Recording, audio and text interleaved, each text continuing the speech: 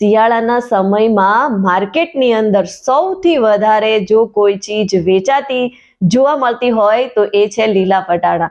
લીલા વટાણા લોકોને ખૂબ ભાવે છે. લોકો ખૂબ શોખથી ચાવથી એને ખાતા હોય છે. લીલા વટાણા શિયાળાની રાણી કહેવાય છે, કેમ કે હરેક જગ્યાએ આપણને લીલા વટાણા જોવા મળે છે. અને લીલા વટાણામાંથી બનેલા પરોઠા, શાક અને ચાટ તો થાળીની રોનક જ વધારી દે છે. અને એટલું જ નહીં, ખાવામાં ટેસ્ટી લાગે છે, એમાંથી ટેસ્ટી વસ્તુઓ પણ બને છે.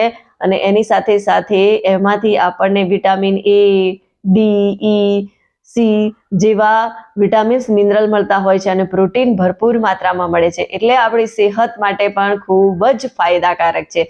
પણ એક વાત તમને જણાવી દઉં કે લીલા વટાણા જેટલા સેહત માટે ફાયદાકારક છે અને ખાવામાં આપણને ખૂબ જ ટેસ્ટી લાગે છે, એ લીલા વટાણા ઘણા એવા લોકો છે કે જેમના માટે ઝેર સમાન છે, જેમને તે ખૂબ જ તકલીફ પહોંચાડે છે અને એમના માટે ખાવું વધારે હિતાવહ નથી હોતું. તો એવા કયા લોકો છે કે જે શિયાળાની રાણી લીલા વટાણાને ખાઈ નથી શકતા અથવા તો ખૂબ જ ઓછી માત્રામાં એમને ખાવા જોઈએ?